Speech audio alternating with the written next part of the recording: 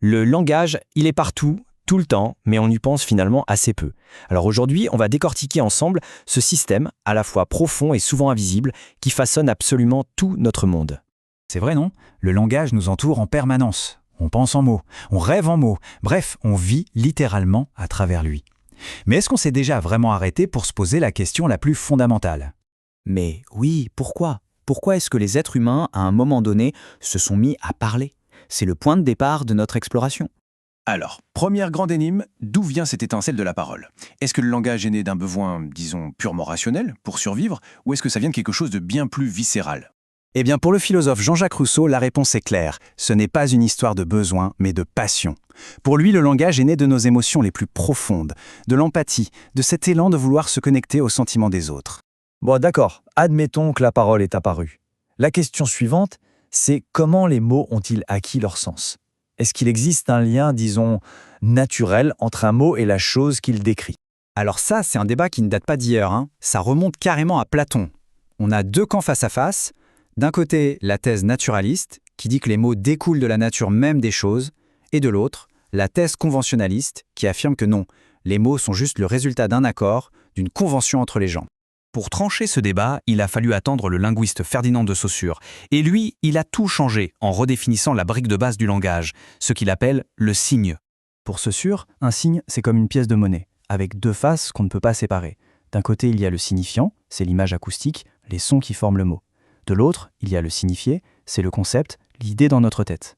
Mais la vraie question, c'est quel est le lien entre les deux? Et c'est là qu'est le coup de génie de Saussure. Il nous dit que ce lien est complètement arbitraire. Il n'y a absolument rien dans le son chien qui ressemble de près ou de loin à un chien. C'est un choix, un accord. C'est exactement ce que résume cette phrase de Jacques Lacan. Le mot chien n'aboie pas. C'est brillant. Le mot est un symbole, un substitut. Ce n'est jamais la chose elle-même. D'accord, donc les mots sont des symboles arbitraires. Mais ça nous amène à une question encore plus profonde, encore plus vertigineuse. Est-ce que le langage ne fait qu'exprimer nos pensées, ou est-ce qu'il est ce qui rend la pensée possible? Et sur cette question, on assiste à un face-à-face classique entre deux géants de la philosophie, Hegel et Bergson. Pour Hegel, la messe est dite. Penser, c'est parler. Une pensée qui n'est pas formulée avec des mots reste floue, elle n'existe pas vraiment. C'est le langage qui donne à la pensée sa clarté, sa structure, sa réalité. Mais pour Bergson, c'est tout l'inverse. Le langage serait une sorte de cage, une prison bien trop grossière. Notre monde intérieur est unique, nuancé, fluide, alors que les mots, eux, sont généraux, impersonnels. Ils sont incapables de capturer la véritable complexité de nos sentiments. Jusqu'à présent, on a vu le langage comme un outil pour décrire le monde, pour penser. Mais et si, en plus de ça, le langage pouvait aussi faire des choses? C'est l'idée du philosophe J.L. Austin et son concept de performatif. C'est un mot un peu technique qui désigne des phrases qui ne se contentent pas de décrire quelque chose, mais qui accomplissent une action par le simple fait d'être prononcées. Quand une personne autorisée dit « je vous déclare marié et femme », ces mots ne décrivent pas un mariage, ils le créent à cet instant précis. Quand on dit « je te promets », la promesse naît avec les mots. Dans ces cas-là, dire c'est littéralement faire. Le langage transforme la réalité. Cet incroyable pouvoir du langage nous amène tout droit à notre dernière étape, l'extraordinaire diversité des langues à travers le monde. On a souvent en tête le mythe de la tour de Babel, qui présente cette diversité comme une sorte de punition, de confusion.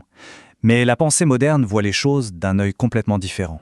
Parce que chacune des milliers de langues du monde n'est pas une barrière, mais bien une carte unique de la réalité. C'est une manière différente de voir, de découper, d'organiser le monde. Traduire, ce n'est pas juste changer des mots, c'est passer d'une vision du monde à une autre. Comme le disait le philosophe Michel Foucault, le langage et la réalité sont profondément liés. La langue que l'on parle ne fait pas que décrire le monde, elle le façonne. Elle influence fondamentalement la façon dont on le perçoit. Et ça nous amène à une toute dernière question. Si notre langue maternelle avait été différente, est-ce qu'on verrait aujourd'hui un monde complètement différent? C'est une pensée assez vertigineuse sur laquelle on va se quitter.